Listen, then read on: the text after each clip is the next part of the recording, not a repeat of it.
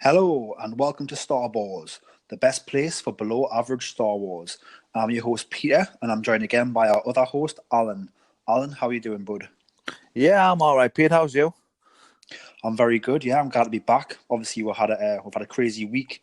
We were meant to record this podcast last week, but we had lots of tech issues. And I've been really busy this week, so has Alan. So we're finally bringing you last week's episode now, so we're sorry about that. Basically, Alan, today what we're going to talk about is what happened to D23, the Rise of Skywalker footage, the Mandalorian footage, and a few other little bits and bobs as well. Yeah, lots going on. Lots and lots, yeah. So this is probably the last place you're going to visit to talk about this because everybody else has already done it. It's kind of like what's left to talk about. Yeah, so we're probably rehashing what everyone else has already said, but I want to talk to you about it anyway. And to be fair, me and you haven't spoke together about this yet, so I'm excited about that. So diving straight into that Rise of Skywalker sneak peek. Some people are calling it a trailer. Some people are calling it a sneak peek. I think it's officially a sneak peek from Lucasfilm Disney. Yeah, don't they call it a teaser trailer? It's like, what? You know what I mean? Like, well, my day, you just got one trailer and then a film, that was it. Now you get trailers, teaser trailers, sneak peeks, God knows what, you know? Yeah, one of my thoughts was, if you were going to call it a trailer, it was very much a saga trailer, as in, like, obviously the footage starts, you've got lovely John Williams score, you've got the binary sunset, twin suns, and it starts with A New Hope, and then it fades into Empire, fades into Jedi, then it goes into the Phantom Menace, then it goes into Attack of the Clones, then it goes into Revenge of the Sith. So it sort of does it in release date order of the entire saga so far. Yeah. So, and obviously 9 is the end of this story as we know it. So I thought it was a very interesting choice, very good choice. It certainly pulled on the heartstrings for me, and it made the emotions go, made the hair stand up on my arms. So we get A New Hope, Empire, Jedi, then we get the prequel trilogy, the Phantom Menace, Attack of the Revenge of the Sith. Then we get episode 7, then we get episode 8. And during these last parts, we get Luke Skywalker voicing over 1,000 generations live in you now, which I thought was very picturesque because essentially it just showed you the 1,000 generations. It showed you the past generations in these clips. Yeah. And then it goes into this Christmas, and then we get the new footage from episode 8. Yeah. I mean, yeah, it does. It shows you as much as it possibly can, to be honest with you. I mean, I've heard some people say that you got to watch it very carefully because all of that footage means something, but like towards the new film. But I don't think so. I think it was just a nice montage of everything that's gone on.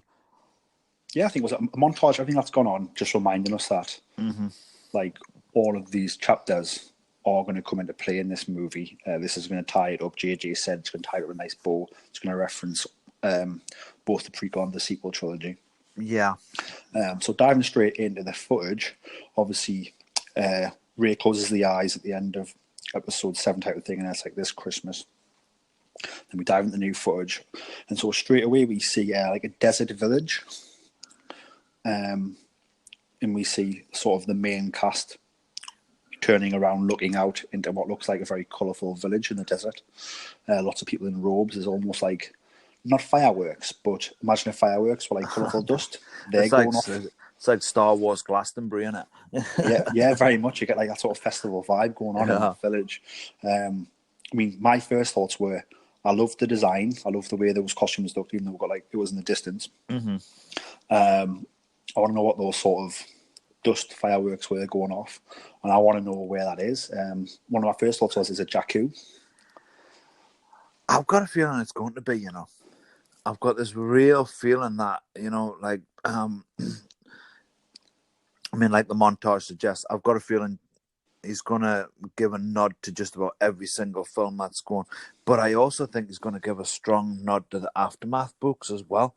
So I've got a real feeling we are going to go back to Jakku, and there's going to be some answer or some question there where you end up heading off towards, and I do really believe this, where you head off towards Endor to get to the last Death Star, you know? And I think that's where the end scenes are going to be. Yeah, that was my thoughts as well, because I mean, obviously, anybody who hasn't read the Aftermath trilogy really should go and read them before seeing this movie. I think so. I think it's going to be important. So in those books, for those who haven't read them, the Emperor was very much obsessed with Jakku. He had an observatory there where he stored lots of artifacts, and it was very much his idea in his contingency plan for that last battle to go down on Jakku between the Empire and the New Republic / Rebellion. Just one thing, I noticed that Poe Dameron's looking very much like Nathan Drake from the Uncharted game series, his attire, which I actually quite like. I quite like the way it looks. Yeah. And we've also got, obviously, Chewbacca's there, C-3PO's there. Mm-hmm. Yeah, we've got Finn there as well, and Rey. Yeah, everybody. That's what he says. One big final, everybody's going to be involved adventure, which is going to be pretty cool. Yeah. So going from that point, we go to Leia in a forest setting, which I believe is the forest moon of Endor. Mm-hmm. Do you feel that scene of Leia is on the forest moon of Endor? Can I be honest with you? I've got a feeling it's Yavin 4. Oh, yeah, that's a really good point. Yavin 4. And I think that's where Rey is doing her training. Also, when Rey's throwing that lightsaber through the trees, slicing them up, and she's got the red ribbon on her hand. You think that's Yavin 4? I think that's Yavin 4. I think they're at Yavin 4. I think you'll find everybody's split up. You know what I mean? I've got a feeling, Rey and Leia have gone on to do training or whatnot on Yavin 4, and everybody else is somewhere else, who knows? You know what I mean? And then the meet up again type of thing. That's really interesting, because if you read the comics, Yavin 4 is the homeworld of Poe Dameron. Mm-hmm. And if you read the comics, Poe Dameron's mum flies a mission for Luke Skywalker in the aftermath of Return of the Jedi. Mm-hmm. And he steals 2 Force trees from an Imperial outpost, and he gives one to Poe Dameron's mum, and she plants it on Yavin 4. Oh, well, I hope Rey's not there then, because she's got near luck with that lightsaber. She'll chop the bloody thing down. Hopefully she's not chopping down the Force tree. But so, I mean, that does give Yavin 4 some significance. We have seen it in Rogue One, so they can recreate that set, or they can recreate that planet. And obviously, it is a jungle planet as well. So, yeah, that's a really interesting point. I love that point. Lots of relevance there. Were you aware of the Force tree or Poe Dameron's lineage? I haven't actually read any of the comics or anything like that. I haven't actually managed to get onto all of that kind of stuff, just being on the books. So, no, I didn't know. So that book is called Shattered Empire. Mm-hmm. It's a one-off collection of, I think it's 6 issues. You can buy a trade paperback. And I recommend it. You can probably pick it up for cheap on Amazon, or because it was in the Journey to the Force Awakens line in 2015. All right. Okay. So you probably pick that up for cheap. I definitely recommend it. It's a great read. Yeah. Like I said, it shows you that type of thing. Cool. So moving on from Leia in the woods, possibly Yavin 4, possibly Endor, we'll then see the New Resistance fleet / New Republic fleet. What's left of it? Well, the new fleet really has X-wings there, some Y-wings. I noticed that Rebel Blockade Runner could be the Tantive 4. Where did that go once it got captured by the Empire? And a few other different cruisers. Yeah. What's your thoughts on the fleet? Yeah, it looked rather impressive coming out of hyperspace the way it did. I've been trying to get a handle on what the ship is on the far right of the picture, but I just can't see what it is. It's in too much shadow. And that's intriguing me. Do you want my theory on that? Yeah. My theory is that ship is a Mon Cala ship. Mm. And I'm hoping, I would love it if that was Admiral Raddus come to avenge the death of Admiral Akbar. Admiral Raddus from Rogue One. Yeah, I like that. Yeah. Imagine if he's rejoined them, that would be brilliant. All of these things are possible. I've got a real feeling Abrams is going to go around nodding to just about everything going on. I'm really excited for the film, but at the same time, I'm a little bit scared that he's going to make it a little bit too complicated. Maybe. I mean, there's simple ways to do it, because how I look at it is that obviously in The Last Jedi, Leia sends the message out. Yeah. The message isn't answered. But I never saw it as the message wasn't answered. I always saw it as, like, people didn't have a lot of time to answer that message. Not really, not when And half then the planet's got blown up. and You know what I mean? but not even that, but even like from her sending the message out, it was probably hours later when they were fighting. So people are going to have to hear the message within a few hours, respond to the message, and then get across the galaxy, which can take days in hyperspace. So I honestly don't feel that people were not wanting to come. I feel it was such a time of like, how do we get there? How can we get there in time? Yeah, So so these people are going to answer the call after the Last Jedi. yeah, exactly. In case in So point in Star Wars Resistance, you know what I mean? You've got a resistance cell there that didn't answer the call. yep, so you've got a resistance cell there. You've also got a resistance cell in, if you've played Battlefront 2, Iden Versio's daughter, she turns up at the car just before the First Order turn up Right. at the beginning of The Last Jedi, and Leia sends her away. She goes, you take your ship and go elsewhere. Yeah. And then also in the Poe Dameron comic, just before the events of The Last Jedi, obviously Black Squadron aren't in The Last Jedi, but they survived the Battle of Starkiller Base. Right. And that's because Leia sent them on a mission to recruit.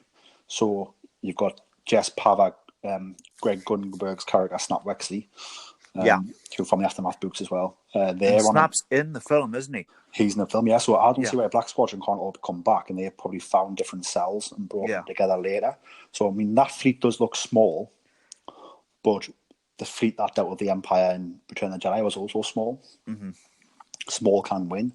So I love the fact they've got a small fleet back. I'm loving the vibes. And like I said, I'm hoping that ship on the far right is maybe Mon Calamari, and it is maybe Admiral Raddus going, I answer the call, and my friend Akbar is dead, so I'm going to help you now. I love that. I actually Yeah. hope that happens. That's pretty cool. Yeah. Yeah. So moving on from there, we then see the Star Destroyers in the Thunderstorm in space, which was absolutely awesome straight away. But then, of course, they're not First Order Star Destroyers. They are indeed No. Imperial Star Destroyers. I know. And I was really hoping we could get this thing so we could be the first people to say, did not really anybody notice that there were Imperial Star Destroyers with a red tinge around the side? So they're obviously Sith. Maybe Sith, maybe some people have tied it to obviously red around the outside. Red's the colour of the rebel symbol. Red's also the colour of the band around Rey's hand.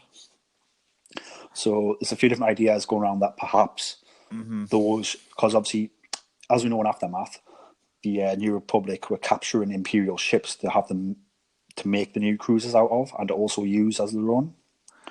So you're coming the other way around it. That where they are is actually like a shipyard.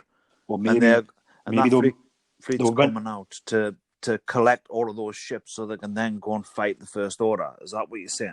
I'm thinking possibly, yeah. I'm thinking instead of destroying them, maybe Leia went and just hide them over there. Clever. I like that. And then go back and get them if we really need them, and obviously, we really need them now. Or maybe the other way, maybe they've been waiting in the part of the Emperor's contingency plan. Imagine it's like an admiral on the ship, he's been on the ship for like 30 years. Like he will come and then the Emperor turns up, type of thing. Yeah, and could work both ways. It could, and that's one of the first things I thought about it was, I was just wondering if, because you've heard what Abrams is saying. He's going around everything and saying hello to everything. I'm just wondering if, and I haven't read all the Thornbrooks through, so I don't know where they end up. But my first thought was, I wonder if that's Thrawn's fleet, because could be. I've not read Thorn Free either, so the original series that was in book form, Hate of the Empire. You know what I mean? That was all. Admiral Thrawn was the bad guy type of thing. Do you know what I mean? So I'm just wondering if he's bringing a small element of that in.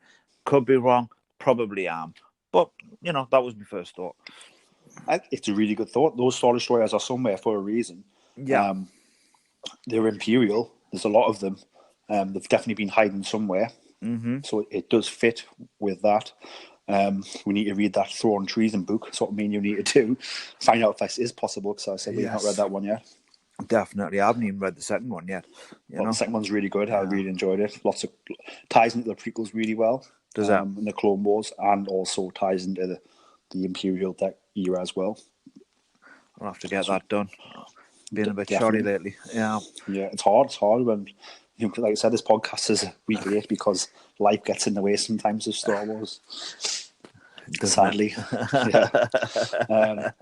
But yeah, I just love the picture shot of those Star Destroyers. How scary and impressive does that look at the same time? It is absolutely amazing. And then it cuts to the Falcon. Well, I think it's the Falcon cockpit of Finn. And I don't think it is. Might not be. Yeah, it kind of looks like it, but I don't think it is. I don't know what it is, but I don't think it's a Millennium Falcon. Could be another Resistance ship. Yeah. I mean, it's a quick cut, so who's to say they're actually looking at those Star Destroyers? Do you know what I mean? It shows you those Star Destroyers, and it shows you the cockpit of another ship and a reaction. So it could be clever editing as well. And just before I forget, there was a little point I wanted to make on this one with the Thrawn thing. Do you remember a long time? I mean, it was probably about a year or two ago when there was rumors that Richard A. Grant was going to be in the film. I mean, he obviously is. Yeah. And his character hasn't, well, as far as I can see, his character hasn't been assigned. Nobody knows anything. He has been now. Has he? Vanity Fair released the picture. So he's called Grand, I think he's a Grand Allegiant General or Allegiant General. All right. And so to me, I think he's above Hux. Yeah. And his title sounds better than Hux's. And the picture they released in I think it was Vanity Fair. I could be wrong. Maybe in Entertainment Weekly, but I think it was Vanity Fair. All right. And the picture was it was him and Hux together, and Richard E. Grant's character's uniform looked grander than Hux's. Yeah. So in my opinion, that made me think he's perhaps higher than Hux. Higher ranked, yeah. Cool, nice one. Oh well, that shoots that one in the foot, but never mind. So he's not thrown though. If that's where no, because I just remember that one image, and it looked so real. It looked so perfect. It was unreal. Where they made him look like Thrawn. I was just wow. Well, it's funny because if you remember the mural at Star Wars Celebration, the Rebels mural, and I thought Thrawn looked like Pierce Brosnan. You did, so maybe he's the secret Thrawn. It's amazing what they do. Down. 00 Thrawn, yeah. That would be awesome. But yeah, moving on from the Star Destroyers, cool. we're going to go into full-on C-3PO with those red eyes. Is he in murder bot mode? Has he been hijacked?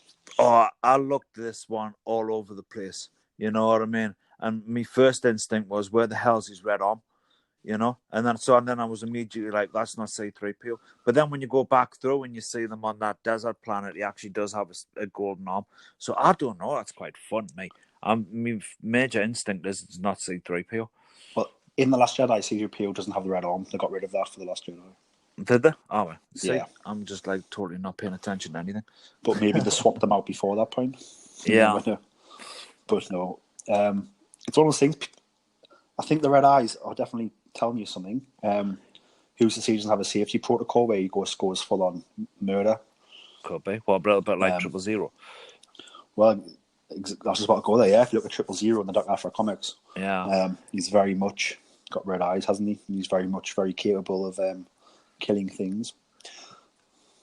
Do you think he could be? Maybe someone's hacked him. I don't know. I really don't know. I just think it's rather cool seeing him rise up in that chair type of thing. I just thought it was a really cool image, Yeah. But I really don't know where C-3PO is, or what he's about, or anything, or if he's going to end up having some major key role in the film rather than being the comedy sidekick. Well, if you in the first teaser trailer, he's on that speeder skiff that's been chased and shot at. Yeah. So he's definitely in some action sequences. And spoiler here, if you don't want to listen, skip forward a minute.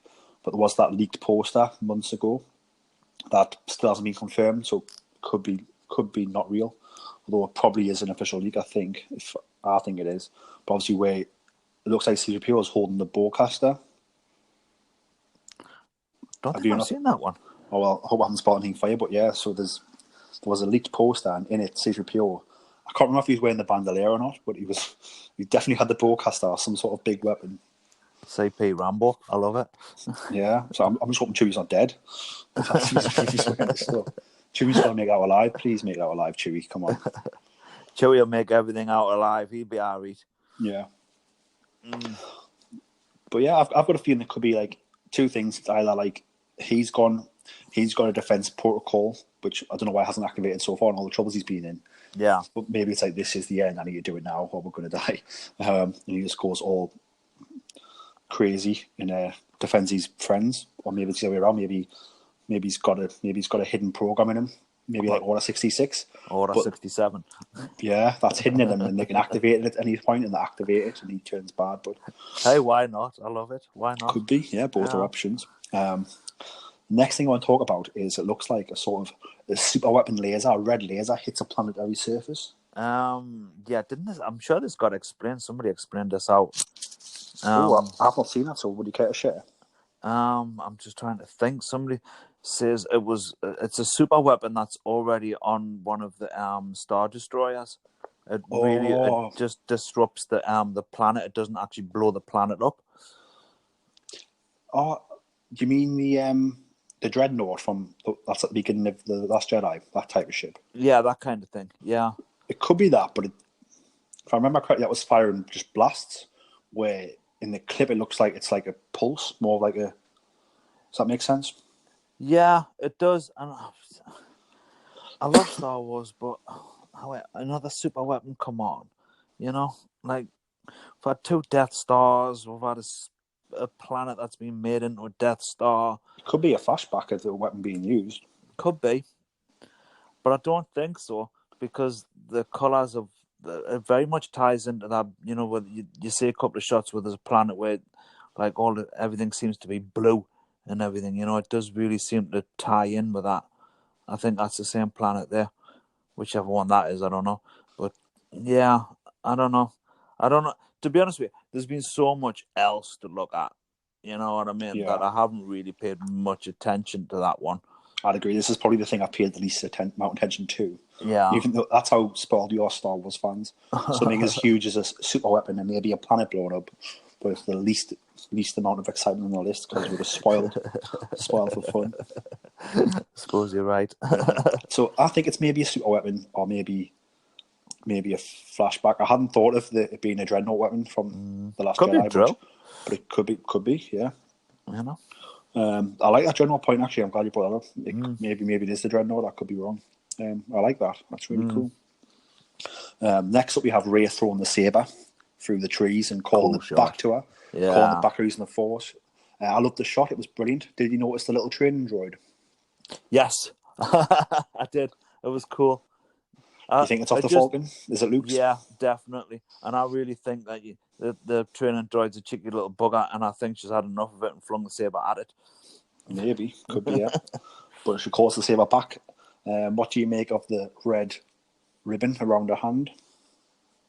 I don't know.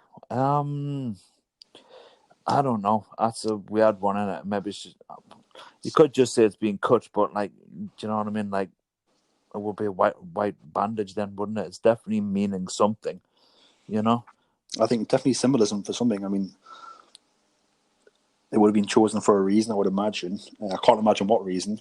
It's very interesting, very intriguing. Definitely made that scene almost like have more meaning without us knowing the meaning. Yeah, it's definitely signifying something. You know what I mean? And I know there's been a lot of theories on the internet, you know, and a lot of people have tried to explain it out, and then they seem to know exactly what it is. But I don't know. I've something new, something different that I think maybe she might have her own faction or something. Could be. I don't know. You know, but yeah. Oh, so maybe she's maybe she's training with other people in that forest. Possibly. You know That's what I mean? cool. I like that. I like that idea. You know? Awesome. Moving on from that, we've then got Kylo Ren's TIE parked on what looks like maybe ice or snow or frost. Yeah, we had that one, innit? And he's strolling away from it with a great strut. He's unmasked in that scene, and he also ignites the lightsaber at the end of it. I thought it was a very powerful scene. I loved it. I dig the vibe. Where it takes place, I've got no idea. Yeah, same, yeah. No idea what that one's about. I mean, I know I said ice, but I don't think it's Hoth. And maybe it's like that sea where the Death Star is. Maybe it's that frozen, perhaps. Could be. I mean, the sea doesn't really look frozen when you see another shots, but it could be something like that. It could, I don't know. Like, there's this shot where they come in a spaceship and they're landing, and again, it all looks blue, and it looks like there's this city in like a mountainscape or something, and it looks like they're landing in there, and I just wonder if that is that planet. I've really got a feeling it's going to be a hunt the clues down type of film where Ray and Poe and all the rest of them are hunting the clues down, and Kylo Ren's doing exactly the same thing, you know what I mean? And then they find what they need to find on that planet, and then they skip to another planet, but they're all doing it at the same time, type of thing, you know? Yeah, I dig that. And also, that planet is where we meet Corey Bliss, I think. Is it Corey Bliss, how you say it? That's obviously Kerry Russell's character, and they've already confirmed that she has a relationship with Poe from the past. Yeah. So maybe Poe's find her to find information or find something that's going to help them Do on we that know world. any more about Kerry Russell's character apart from that one fact? Just that she's obviously, I don't know for sure, but the possibly said she was a bounty hunter. But if they didn't, they definitely said she's got a past with Poe. Yeah. So they've definitely linked up before in the past. They know each other. And obviously Poe's gone to find her, I believe, to get something. Whether it's information or item, I don't know. Yeah. Oh, cool. Yeah. No, I was just wondering because it was something I was looking at last week. I noticed, you know what I mean? And I'll bring her up a bit later on, but I just wanted to check that because you're the one that knows way more and checks way more than I do. And I was just wondering if there was any more details on that character than what I knew of. I think they've essentially all they've really said is that our morals are like ambiguous. So she's not necessarily I don't think she's first order, but she's like that type of cantina crowd where it's like, how many credits am I going to get for this type of that type of thing? Yeah. Almost like Han Solo before he joined the rebellion. Yeah, that kind of thing. He's not bad, but makes bad choices sometimes. Yeah. Cool. Awesome. So yeah, I just think. I mean, I've just had another thought there. That world that Kylo Ren shuttles on, not shuttle, sorry, that he's TIE fighters on, could be Ilum, which is in the Clone Wars. It's the planet where the Jedi get the crystals from. Could possibly be. I'm sure that has ice on it. Yeah, could possibly be. Yeah. Obviously, his Kyber is cracked, so maybe he's going to get some new Kyber crystals. I don't know how it works because it's very a planet that's very in tune with the Force. So I don't know whether that would open up to like a dark side user. I'm not quite sure how that would work, so maybe it's impossible. I'm not sure. Yeah. I don't know. Maybe his brain isn't as dark as what we think he is. I don't know. You know. So straight after that, we go straight to the Death Star ruins. At first, I was like, "Where's that?" Because obviously, Kylo and Rey are fighting on a jugged out bit of jetty, but then to the left, you actually see the Imperial turret. The Death Star turret. Yeah. So it's definitely the Death Star ruins. That fight scene looks awesome, absolutely brilliant. Doesn't looks it? Intense, fun. The waves are crashing. Yeah, I've heard a lot of people liken it to the fight scene between Anakin and Obi-Wan on Mustafar, and good. Do you know what I mean? Because that is by far the best lightsaber fight going. You know what I mean? That lightsaber fight in Revenge of the Sith is absolutely brilliant. I agree with you. Probably one of the greatest duels, just sword fights in cinema history. It, you know? Yeah, it's definitely it's one of the best sword fights in cinema history, I think, in my opinion. And it does have that vibe where they've sort of swapped the lava in the ash for water. You know? Frost. And if they've done something just as simple as that, I don't care. Bring it on. You know what I mean? Do you believe that is the sorry, I can't speak tonight. Do you believe that's the final battle? Yeah, I do. I really do. I think that's the final battle. I don't know how it's going to end. But yeah, I think that's where it's going to end. I think it's going to end on that Death Star on Endor.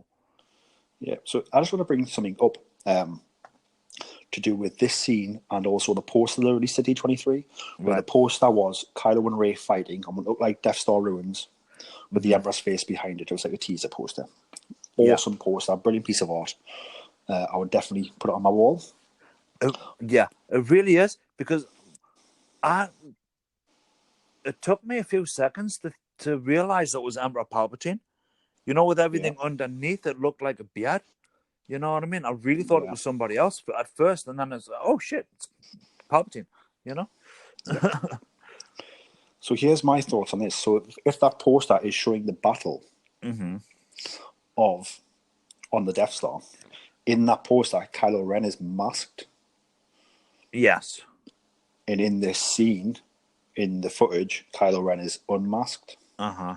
In fact, can we just say that in this footage at D23, we do not see the mask No, at don't. all. So I just want to say this. If you go back to the teaser trailer we got at Star Wars Celebration, they make a big deal of showing you the mask getting fixed. Got you. And so I just want to give you some information. So I listen to a great podcast called Sky Talkers. Uh-huh. Anybody who doesn't listen to that podcast who likes Star Wars, go and listen. It's the best Star Wars podcast on the planet. And that podcast turned me on to this really cool fact. So there's a Japanese art form of fixing broken things in the house. It's called kitsugi. Mm-hmm. So what they do is, imagine you broke your vase or you broke your favourite flower pot or something important in the house. Right. They fix it, but what they do is they fix it with like a gold resin. Ah, yeah, because you do see his mask fixed with like a gold resin. Well, it's fixed with red resin, but Yeah. the reason why they fix it with gold is so that they fix it so it can be used, but they fix it so that you can still see, like this, with like they don't hide the fact it was broken. All right. Yeah. Yeah, because it obviously the gold stands out. You could just fix it with super glue, or fix it. Do you know what I mean? There's ways to fix it. You could paint over it. You can make it blend in. Like you're a model maker yourself. You know how easy that is. Yeah. But they choose to go with like gold, a prominent color, or sometimes platinum. So yeah, so I think that was obviously two great people, Charlotte and Caitlin, run that podcast, and I believe it was Caitlin who brought that up. So yeah, that really got me thinking, because it definitely looks like they're using red paint or red welds on a black mask. Mm-hmm. So they're definitely making it stand out. And then in the poster that was in the mural, you can see the red. So the fact that was so prominent in the teaser, and then the mask is not prominent at all in this footage, and it just makes me think, maybe it's not Kylo wearing the mask. Or if it is Kylo had the mask fixed and then lost it? Or is this battle at the beginning or the middle, and he gets the mask back towards the end when it's been fixed? I would say the middle, if it's going to be anywhere, because I don't think it could be at the beginning, because you do see that scene where they're all together, actually, like, and what I mean is Poe and Rey and Chewbacca and da-da-da-da-da, all looking at the Death Star. You know what I mean? So you got to give them a chance to get there then. So it would be somewhere in the middle, I would say, if that's right. I mean, it's an interesting theory. I like it. You know? Yeah, and I just think obviously they go through this trouble of fixing the mask with the red welds, using this sort of kitsugi idea. Japanese art has always influenced Star Wars. Yeah. From day one, the Jedi or the samurai, like the way it's shot. Yeah. It's like, yeah, so I think it's great that they've done that. I think that's on purpose, I believe. And again, like, I just want to say a big thank you to Sky Talkers and Charlotte and Caitlin for thinking these clever things that I'm too dumb to think of, but can love. I love the idea of it. I'm glad that they mentioned it, 'cause I think it's fascinating. But obviously, as I said, in this battle, Kylo's not wearing the mask, and if they've gone through such a big way to fix it, why wouldn't he wear it? Yeah, or maybe she just smashed it. Smash it again, yeah, maybe, I suppose. Adam Driver's very handsome, so I don't mind the mask not being on him. So moving on from the fight, we then sort of goes to black. Palpatine's talking. We hear Vader breathing. Yeah. And then I noticed this noise. I'm not going to play the noise, but I noticed a noise after the Vader breathing before the black shifts to dark Rey with the double-bladed lightsaber red. There's a noise that I believe is the same noise that is played when Rey first picks up the Legacy lightsaber in The Force Awakens. Yeah, because that's never been explained. How that Force vision has never been explained. All of the things that's in there, has it? Well, it starts off with where the saber last battle, which starts off at Bespin in the corridor. So when that if you go back and watch The Force Awakens, when she picks the lightsaber up and the corridor of Bespin comes into view, Yeah. there's a noise, a sound effect. Uh-huh. If you listen to that sound effect, the same sound effect plays just before Rey comes out as Dark Rey with the red lightsaber, which to me makes me believe this is indeed a vision. Dark Rey is a vision. Do you think Dark Rey's a vision? I'm not saying it's Rey's vision. It might not be Rey's vision. Could be someone else. Could be Kylo Ren's vision. But I think it's. I mean, I think you've got a great. I think you're going to have a lot to say about this. So I'm just going to quickly say something. I'm going to let you take the reins. Yeah. No. I think I'm going to be really interested. But I think if Rey turns dark, if that's the plot point, there's no way you give that away before the movie. It's too complicated to turn around, I'd say. You know what I mean? Like, especially with, you see other scenes and other things where she's good. You know what I mean? How would you fit all of that into somebody who then turns dark? Definitely. You know? So I believe it's a vision. Star Wars is, whether you like it or not, I'm afraid, not you, but everyone else, is the story of hope and good and battling on and good eventually overcoming evil. I don't think Rey is turning dark. And I honestly believe this is indeed a vision, some sort of Force vision. Could it be Rey's? Yes. Could it be Ben's? Yes. Could it be the Emperor playing tricks? Yes. Could be the Emperor playing tricks. Could well be. He's a little tinker for that kind of thing, isn't he? He isn't, but he's lasted this long. No one thought he would last this long. Oh, Christ. I mean, still one of the best things ever, just sitting in that auditorium and hearing he's laughing. It's just like never seeing the hairs on everybody's backs of everybody's head stand up so strong. I was, like they pulled a master stroke bringing him back in, But I've got a couple of theories on this Dark Rey thing. And I've got some way out ones, and I've got some rather sensible ones. And one that I've read off somebody else a good few days ago, which I actually rather like the idea of. So the first one is, if you look in the background of the Dark Rey, it kind of looks a little bit like the Mirror's place where she was at when she was being trained from Luke Skywalker. So I just wonder if she actually goes back to that island and to find the answers about her parents and actually finds a way through the mirror, And then when she goes through the mirror, then it's a kind of a, that's how she turns up, or she sees herself. You know how Luke Skywalker saw himself in Darth Vader's mask? Well, that's a great point, because, I mean, she doesn't have to go back to that planet, to Act 2, to that place, because as we've seen, these Force caves, there's one on Dagobah, there's one on Act 2. There's probably more. Who's to say she's not putting herself through a trial, which is what the caves are, they're a trial. That's my more sensible thought on it, I mean, let's just say awesome image. You know what I mean? I mean, wow, But the one I liked was the Star Wars Rebels, the father and the daughter, and do you know who I'm on about?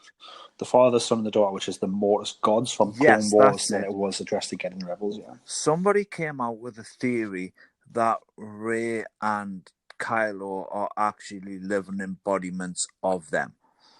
The son and the daughter. Yeah, and I really like that theory. It would be a really nice way of ending the film, to be honest with you, to find out, because they're not Jedi, they're not Sith, and, well, I suppose Rey is Jedi, but you know what I mean? Like, they're supposed to be something higher. That's how we've always had that vibe given to it, you know what I mean? So a really nice way of ending the film. If that was actually true, I would love that to happen. Yeah, that's really cool. And my really whacked out idea, and I know it's really whacked out because I know nobody's actually picked up on this. I'm going to go back to the first film with Darth Maul. And when I first saw him get chopped in half and he fell down the pit, my first thought was, he's not dead. But I shut up and I never said anything to anybody, you know? And I was proved right in my own mind. You know what I mean? He wasn't dead. Because I Yeah. just thought, well, he fell down the chute the same way Luke Skywalker fell down the chute, and all of his wounds would have actually cauterized. You know what I mean? I was really expecting him to come back in Attack of the Clones, but when he didn't, I thought, okay, I'm wrong, And I had that same feeling with when I saw the image of Dark Rey. My first thought was, that's not Rey. That's not even Daisy Ridley. And of course, I kept it quiet, and I was like, well, how the hell do you work this one in? And it wasn't until I was looking through some stuff, and then I saw a photograph of Kerry Russell. And she is actually very similar looking if you look at it properly. I've got a feeling, I could be completely wrong, but Kerry Russell's character, I think that's who you're looking at. Or pretending to be Rey, or is herself as a dark? No, and this is why I asked you user? earlier on, do we know any other information about her character? Because it is such a whacked out weird thought, but she is supposed to be, I mean, she's supposed to have loose, she's the one that would shoot first in the cantina type of thing, you know what I mean? Why not? Can she not be like a rogue force user? You know what I mean? She could be more in tune to the dark side than the light side. There's just off that one thought. The first thing I thought was, that's not Rey. You know what I mean? Possibly. I mean, I think it is Rey, but I love your idea. And just to back your idea up, even obviously, they always said that Kylo killed half the students and burned the school down. So, where's the other half of the students gone from Luke's school? Yeah, somewhere in the galaxy. Exactly. You know what I mean? It's just a thought. I don't know. No, it's a lovely thought. That's what I love about Star Wars. It's obviously I've not had that thought. I don't necessarily agree with it, but I love thinking oh wow, that's a really cool way of thinking about that. So that's great. I love that. And we're a podcast that's all about positivity. Both love Star Wars. We have different opinions on Star Wars, and that's fine. And I just love thinking about other people's ideas that I can't think of. It's great. It's fun. That's what we're all about here. So honestly, I'm really glad you brought it up, and I've not heard that anywhere. So you're probably the first person to think of that, I'd imagine. And like I said, I haven't really put anything to it. It was kind of that was just my first thought. But it's obviously Rey, blah blah blah. You know what I mean? But then it was when I was doing the research for here, and I clicked on the Google cast members for the new film, and it brought it all down. And then I saw Kerry Russell's character there, and face there, and I thought, that doesn't look a lot like, So that's awesome. What do you think about the lightsaber? Did you notice it was the same one as the Temple Guards in Clone Wars? Yeah. I love the fact that it is. You know what I mean? It's such a cool lightsaber that So it's obviously a Jedi design. Mm-hmm. Yeah, and turned red. Yeah. Awesome. Did you notice as well that Rey's blades were like Kylo's? They were hissing and spittering, almost like they were had the smashed crystal. Yeah, I did. Yeah. But I just thought that was really cool sound effects. I never really thought anything about it. Yeah. I was just in love with it. I was just like, oh, wow, this is cool. Yeah, definitely shocked everybody. So yeah, my thoughts are that it's a vision. It could be Ben's, it could be Rey's, it could be somebody else's. Mm-hmm. But I mean, speaking of, obviously we brought up Force Caves there. This has just been dropped this week, actually. Mm-hmm. There's a Snoke comic coming out. Right. And in that Snoke comic, it's a prequel to The Force Awakens. It's the beginning of Kylo Ren's training with Snoke, I believe. And you're going to love this. In the comic, Snoke takes Kylo Ren to Dagobah. I think I read something about that, And he goes in the cave. Going in the cave. And I think he fights. I've not read the comic yet, obviously, but from what I saw, it looks like he fights a Luke Skywalker in the cave. Mm-hmm. Different. Okay. But when they get there, they can, like Kylo says, he can sense that Luke was here, even though he hasn't been there in a long time. Yeah. And Snoke, and he calls Luke weak, in which Snoke's like, no, your uncle's not weak. If your uncle's by my side now, I will already rule the galaxy. Yeah. So yeah, so speaking of caves and visions, they're in canon a lot at the moment, and I think that makes sense. The story group are there for a reason. Everything's getting streamlined to subtly all interact, and I think this movie's going to subtly interact with a lot of things, and Yeah. that's I think only a so too. positive for us as fans. Yeah, because if they're going to tie it up, then they've got to tie it up. You know what I mean? There's got to be no loose ends. And then move on to the next things that are coming along. Which are very exciting. Definitely, yeah. So that brings us to that is the last scene of the trailer, or the behind the scenes look, sneak peek. Is Darth Ray. Anything else you want to add about Darth Ray before we move on? Yeah, just cool imagery, just absolutely amazing. Again, with the on the same level as the Ian McDermott thing. Wasn't even expecting that. You know what I mean? So yeah, well done, and it just makes me more excited for the film. Yep. And I want to give you one quick question. It's a yes or no answer. Well, it's a yes or no answer. Is Right. the Emperor fully bodied alive, or is the Emperor a ghost? Oh, you can't do that to us, Peter. No. I can't have done it. Oh, full bodied. Full bodied? Yeah, just for the hell of it. I'm going ghost. So come December, if it's a ghost, you buy me a pint. If he's full bodied alive, I'll buy you a pint. No problems. No problems. Awesome. So you would think that would be enough news for one weekend, but they then give us, well, actually, this came first, but I want to talk about Skywalker first. But before we got this behind the scenes look at Skywalker, we actually got the first trailer for the Mandalorian. Oh yeah, I can't wait for this program. So let's dive straight in. The first imagery we see is stormtrooper heads on spikes. Yeah. And those buckets aren't rocking, so I'm guessing they've got heads in them. There's something actually see the black cloth hanging out, and all the way the black cloth like headpieces under the helmets. You can see some of that poking out, so there's definitely heads in those helmets. Could just be like Lego, you know what I mean? But no, I think so someone's killing Imperials and sticking them on pikes, and they look very weathered, so maybe they've been there a while. Yeah, I mean they're not. I mean this program isn't. It's not there to be nice. You know what I mean? It's. Yeah, definitely what you said. Set the tone straight away. It's going to be gritty. It's going to be dirty. It's going to be deep. It's going to be proper Clint Eastwood. Yeah, I think so. Definitely Western feel about it. Yeah, and just on that point, I don't think anybody asked.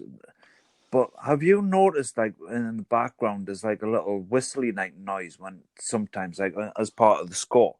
Yeah. How much does that put you in the theme of? I mean, it's not similar, but it is similar to the old Clint Eastwood, doo type noise. You know what I mean? Oh, I think 100%. I mean, there's clips where you see the Mandalorian with his hand on his gun, like the gun's on its holster on his belt. But he's looking around. He's like, is he going to draw? Is he not going to draw? It's very tense. It's going to be that type of. It's honestly going to be that type of. It's going to be a cross between samurai, Western, cowboy-esque feel, I believe, especially for the first season. It's going to be like our generation's version of Bonanza. Quite maybe, yeah. I mean, just talking about stormtrooper heads there, we also see a lot of Imperial Death Troopers in one scene. Yeah. So they're obviously very elite troopers. Some have survived the decline of the Empire. I thought it was cool to see them. It's going to be cool to see those in action. We're obviously going to see the Mandalorian testing his abilities against some very worthy foes if he's going to be fighting the Death Troopers. Oh, God, yeah. You know what I mean? I mean, we see a Moff character. I can't remember his name now, but there's a Moff character with those troopers. So my thoughts on that is that on this planet, the New Republic hasn't got there yet. There's an Imperial remnant there. This Moff's hauled himself up, and he's got a battalion or a unit of special Death Troopers, and that's what he's using to keep control and keep power. And because they no longer have an Emperor to answer to or anyone else, he's probably treating people very badly on that. He's gone like just rogue, like wild type thing. well, they've got no one answer to until the New Republic get there. So it's like, do you run, or do we still live here like kings and be not very nice people? And maybe the New Republic don't even get here. Yeah, I like that. Yeah. So yeah, but I was really pleased to see the Death Troopers. Give it a nice spin. We then see a Twi'lek character, purple one. I thought that was quite cool, very cool. Obviously, we see a little bit in Return of the Jedi, a little bit in the prequels, but obviously a lot of Twi'leks in Clone Wars. We see Cham Syndulla, and then obviously in Rebels, main character. We see Hera. So it's great to see another Twilight character. Is she good? Is she bad? Who knows? I think she's part of his crew. I mean, it's very obvious from the, he's got a bit of a crew together, you know what I mean? Like 4 or 5 of them, possibly 6, I'm not sure if the crew, I sort of got the vibe that they're a bit like, maybe fighting for the bounties. Could be. So a bit like all the bounty hunters on the bridge of the Star Destroyer. Yes, they're standing there not fighting each other, but they're after the same prize. So it's like, are you going to get me away? Are you not? Let's wait and see type of thing. So I really enjoyed seeing the Twi'lek, who I think is going to be a main character, or maybe not a main, but a semi-main character. Yeah. It's television, so a reoccurring character. That's what I mean. We then see IG droid, who's been identified as IG-11. He's being voiced by Taika Waititi, who also, if you haven't seen What We Do in the Shadows, go and watch that. He's the creator on that and stars in it. And he obviously acted and wrote Thor 3 Ragnarok, and he plays Korg in that movie and in Avengers. He's also directed 2 episodes of The Mandalorian that come later. And he's voicing this droid, and this droid looks killer in the street. Doesn't it just look people wicked, down. Doesn't it? And he looks like he is standing by the Mandalorian side, so I think he is his friend, or at least for this job, he's working with him anyway. Yeah. Just looks absolutely wicked. You know what I mean? Like, I wouldn't start on it. You know what I mean? Like, here's what I think. It's like, to me, it's what I always imagine my IG-88 action figure doing. Do you know what I mean? Like, that's what it did when you had it in, like, outside in the grass fighting, shooting everyone. It was doing that because it's just so robust in shape. And then obviously they've actually done it in this show, and it's brilliant. It's just like a badass totem pole, isn't it? Well, it just spin around while its legs are going one way and just shooting all directions. And obviously, because it's a robot, it can see in all directions because it's got sensors. Well, so it's probably like the ultimate killer machine, really, the ultimate gunman. It's a faster gun than Sundance Kid from Butch Cassidy and the Sundance Kid, because he can literally just spin around and shoot anyone. Yeah, well, he acts exactly the same as IG-88 in the Old Man Tell scene in the game for Shadows of the Empire. Shadows of the Empire, yeah, that's correct. You know, so just looks wicked, absolutely wicked. You know, something that looked really good to me in the next scene is that we see like a speeder bike like braking and turning in the dark. Yeah, and I thought the sound effect, the way that speeder looked, it looks so good. It looks like a movie. Like, I'm excited to see more speeder bikes. Obviously, we're very familiar with them in Star Wars. So we see that, and then we also see like an Imperial Walker that looks like it's very, very dirty, very dated. Looks cool, doesn't it? Yeah, we've got to think if this is an Imperial remnant, like they're not getting fresh stock now. They're not getting fresh supplies. Yeah, so they've got to either get their own stuff and make do what they've got. So if that, or maybe that walker's been stolen and someone else has got it. Yeah, and there's a lot more of that now. You saw that in the Solo film. You know what I mean? The stormtroopers look dirty. You know what I mean? They look like this. You know, the surroundings would affect them. They weren't pristine white. You know what I mean? Like, yeah, well, I mean, those ones are in a war zone, but obviously, when they get back from being there, they'll probably get like clean up. But these soldiers are being in a war zone, but they're not going back to base. Not going back to Coruscant. It's like, no, there's nowhere to go now. It's like, literally, you've got to what they've got is what they've got. Yeah. So I thought that was really interesting. We then get the door scene, the infamous door scene now, where Mandalorian's fighting some people in the bar, and someone tries to run away, gets out the door. And obviously, as all Mandalorians do, they have lots of gadgets on their wrists. And he catches the guy's legs with a grappling hook and pulls him back through. And then he pulls his blaster, very Western style, very Sundance Kid style, and shoots the door control as he's pulling them through the door. And it doesn't show you, but I'm getting the impression that door maybe cuts that guy in half. It's kind of like we're watching the Bounty Hunter game from the old PlayStation 2 game. The Django Fett Bounty Hunter Yeah, one, the Django Fett one. You know what I mean? It's like watching that. It's so cool. I'm so excited for this. I'm like almost jumping up and down on the seat. Yeah. You know? So again, that sets a tone of like it's going to be gritty, it's going to be Yeah. dirty. Yeah, and don't expect, even though the fact that he's the hero, that you're going to like everything that he does. That's what I get, you know? Yeah, definitely. I mean, hopefully that man's like a really bad man. So it's like, oh, well, he did nasty things to him, but he's a very bad man. Almost like the Punisher from Marvel type of feel. Yeah, that kind of thing, yeah. Yep. And then we go to the last part of this trailer, which when it first come up, obviously it's like a sort of a black creature's face. I paused it. I thought, like, is it more? Is it not more? I paused it and I zoomed in on it. I was like, what is that? And it wasn't until I watched it again on a bigger screen I realised that's a person in carbonite. And not only that, but if you notice, there's like, you can see the side panel. That's one of my favourite scenes of the whole thing. And then you see 3 more side panels. So there's 4 people in carbonite there. It's so cool. That scene is just brilliant. And if you notice, the prisoner who's in the carbonite is actually wearing cuffs, like they're cuffed. So my feeling first is that they're obviously wearing a Herzog's, like an imperial dignitary, I think, left over. He's going to be one of the characters who gives the bounty hunter the job. But I think maybe they're his. Possibly, yeah. Maybe not, but I was thinking like there's 4 prisoners there in carbonite. So I think either they're his or maybe they're not his. Maybe the Mandalorian's going to break those guys out for someone as one of the jobs, which would be quite cool. Could be. I've got the feeling this program's going to go here, there, and everywhere. You know what I mean? I'm so excited for it. It's unreal. And then something, I'm not going to take credit for this, but something really cool I saw is that obviously because it looks like maybe a creature, but it's hard to tell because of the colour of the carbonite. But what if that prisoner is Hondo from Clone Wars Rebels? And of course, he's in Star Wars Galaxy's Edge now as a character. That would be mental. I like Hondo. Hondo's brilliant. I like Hondo, and he's a big part of this new Disney park. Is he? Yeah. He sends you on the mission on the Millennium Falcon ride. All right, cool. So he survived until that. He survived until the events of The Last Jedi, essentially. As Hondo would. You know what I mean? You wouldn't expect anything else. So maybe it's him. I've heard, again, I'm not taking credit for that. I can't remember who came up with that, but I read it on Twitter. But whoever that is, thank you very much. It's a great idea. Yeah. And I thought it was really fun, yeah. Yeah, I love that. I love the fact it's like four. So someone's got 4 of them for some reason. Like 4 prisoners in carbon freeze. Yeah, I just thought he'd been collecting them along the way, to be honest with you. And he was, hadn't quite collected them in. Oh, so you mean he couches his bounties and then puts them in carbon? Yeah, to keep them safe. That's a very cool idea. Very cool idea. I love that.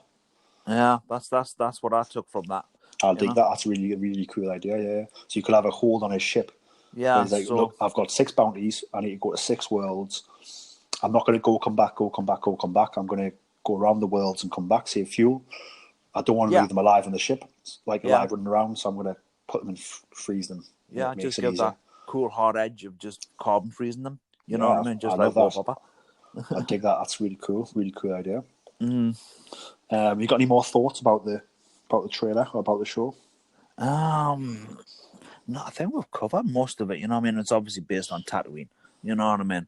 I know people are debating it, but to me, I think the home base is Tatooine. But no, I mean, there's nothing really much more to cover it. You know what I mean? I'm not really looking at it in depth, like, when I'm looking at the trailers and everything, because I'm just like, I'm a little bit like when I used to watch the old Star, like the original series as a Christmas and everything. I just used to sit down and watch it because I was just into it. You know what I mean? I wasn't really bothered about a little hand that would appear in the left hand of the screen or whatnot. I was just into like X-Wings just blown up TIE fighters type of thing. And that's what I'm like with this Mandalorian. It just looks so good. You know what I mean? It's like a breath of fresh air into the Star Wars franchise. It certainly is. I couldn't agree more. For me, I'm not sure if it is Tatooine. It could be, but what I will say is they've very much stylized it. The whole like the landscapes from the original trilogy. I think it's pretty cool. It's Yeah. good to do. But one thing I would love to do as well, as much as we're seeing these worlds that are like Tatooine-esque and very, very real and visceral, I also hope there's an episode where they go to Coruscant and we see Coruscant or see some prequel planets. I would love that as well. Yeah, I mean, what's wrong with going back to the planets that we know? I mean, Star Wars don't tend to like to do that, but what's wrong with doing that? I enjoy it, you know what I mean? Definitely. I think for this TV show as well, you've got 10 episodes and if you have more seasons, you've got even more episodes. Yeah, You've got plenty of time to do that, you can show new worlds and go back and show your old ones. exactly. Yeah, why not? Yep. I mean, I've got nothing really want to add about the trailer, just that I love the trailer. It's very visceral, very real, very gritty. I feel it didn't really, obviously we saw the one at Celebration. Obviously it was different, but it was still that same feel. Got that same feel about it, which is a good thing. Because I really enjoyed the feeling I got the first time I saw that one at Celebration. Yeah, definitely. Every time I see something about this Mandalorian, it just makes us want to see it even more. And I just want to mention something like, I hope to God that Disney sorts something out, because if it's coming to stream, Disney Plus streaming on November 12th in like North America, Holland, and other areas, they haven't given the UK a release date yet for Disney Plus. But from what I've heard, it's looking like it's going to be first quarter 2020. So you're looking around January, February, March. It's not that long to wait when you really think about it. But I mean, It's have not long to Disney wait, give but other... you've got to look at this way. It's like everyone's going to be talking about that. So like, there's no way we can avoid spoilers here in the UK. There's no way we can, like, unless you just do not go on the internet and do not talk to anybody who's seen it.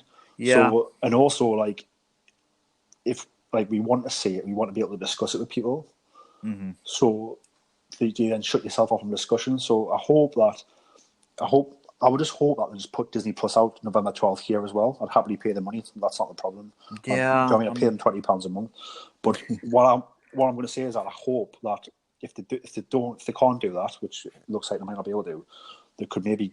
I mean, they're not going to do this because it's the launch title for the product, but put it on another service up until Disney Plus comes out, because Disney XD or something like that. It's forcing people in those markets who don't have access to it to pirate it, essentially. And I think that's a bad thing to be able to do when it's a worldwide web now, where we should be able to share things no problem at all, and people will pay for it. I think it will, because of, if this does happen, that will become the most pirated TV show in history, I think. Do you think? I think so.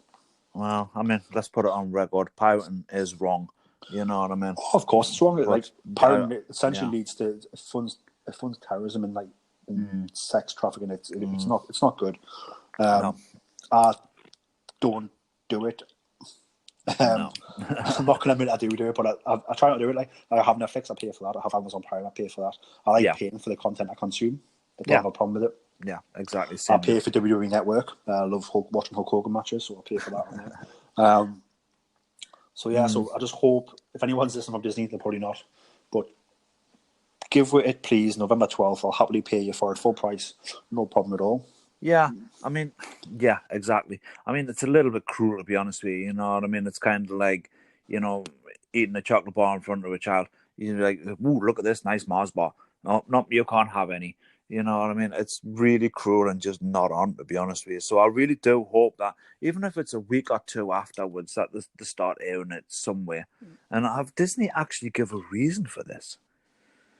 I think it's just, I get the impression they've been a bit slow on. I mean, I don't want to get into Hollywood politics, but they've hired a guy who used to work for B-Sky B, who's like the marketing strategist for like the UK region.